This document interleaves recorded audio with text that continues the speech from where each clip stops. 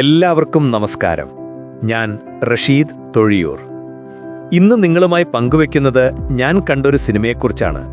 ഏറ്റവും മനോഹരവും ഉത്കണ്ഠ നിറഞ്ഞതുമായ ഇക്കോ എന്ന സിനിമയെക്കുറിച്ച്. മലയാളത്തിൻ്റെ ഭാഷാതിർത്തികൾക്കപ്പുറം സഞ്ചരിക്കുന്ന മനോഹരമായൊരു സിനിമ. ദിൻജിത്ത് ബാഹുൽ ടീമിൻ്റെ മറ്റൊരു ക്ലാസ് പടം.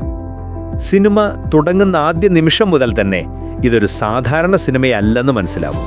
പ്രകൃതിയുടെ സൗന്ദര്യം, നിശബ്ദത, മനുഷ്യൻ്റെ ആത്മാവിനോട് സംസാരിക്കുന്ന ഒരു ഊർജം എല്ലാം ചേർന്ന ഒരു വ്യത്യസ്ത അനുഭവമായി മാറുന്നു.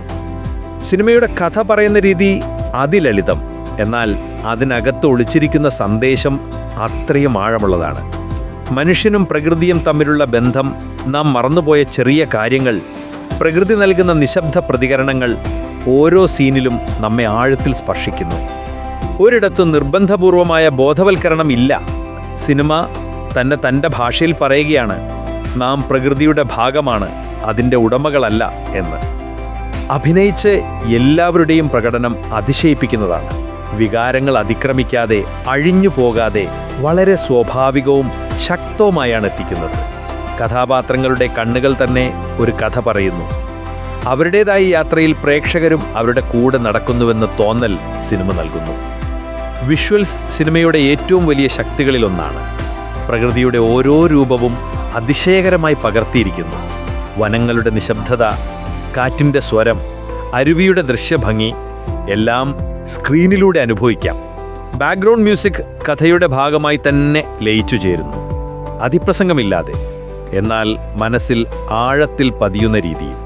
സിനിമ കാണാൻ തിയേറ്ററിൽ പോകണമെന്ന് പ്രത്യേകം പറയേണ്ടതില്ല. കാരണം ഈ സിനിമ തിയേറ്ററിൻ്റെ സ്ക്രീനും ശബ്ദ സംവിധാനവുമായാലാണ് അതിൻ്റെ യഥാർത്ഥ ഭംഗി അനുഭവിക്കാനാവുക. സിനിമ മുന്നോട്ട് പോകുന്തോറും പ്രേക്ഷകർ ചിന്തിക്കുന്നതിനപ്പുറമായ ഒരു ആവേശം, ഉത്കണ്ഠ, എന്താണ് അടുത്തതായി സംഭവിക്കാൻ പോകുന്നതെന്ന ഒറ്റ ശ്വാസ ജിജ്ഞാസ ഒന്നടങ്കം നമ്മെ പിടിച്ചിരുത്തുന്നു.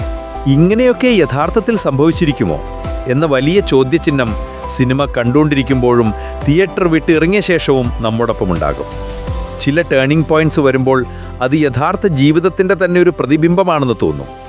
സിനിമ കഴിഞ്ഞിട്ടും ആ ചിന്ത മനസ്സിൽ നിശബ്ദമായി തുടരും. തികച്ചും പറഞ്ഞാൽ അടുത്ത കാലത്ത് ഞാൻ കണ്ട ഏറ്റവും ഉത്കടവും ചിന്താപരവുമായ സിനിമ ഇതാണ്.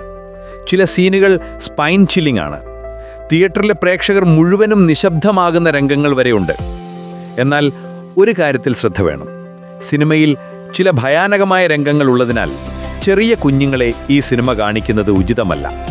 ഉള്ളടക്കം കൂടുതൽ മെച്യൂർ ഓഡിയൻസിന് ലക്ഷ്യമിട്ടതാണ്. മൊത്തത്തിൽ ഇക്കോ ഒരു സിനിമയല്ല, ഒരു അനുഭവമാണ്. പ്രകൃതിയെയും മനുഷ്യരെയും ഒരുമിച്ച് തിരിച്ചറിയാൻ നിങ്ങളെ നയിക്കുന്ന ഒരു ആത്മയാത്ര. ഈ സിനിമ നിങ്ങളെല്ലാവരും തീർച്ചയായും തിയേറ്ററിൽ പോയി തന്നെ കാണണം എന്ന് ഹൃദയപൂർവ്വം ശുപാർശ ചെയ്യുന്നു. അടുത്തൊരു വീഡിയോയുമായി വരുന്നതുവരെ എല്ലാവർക്കും നല്ല നമസ്കാരം.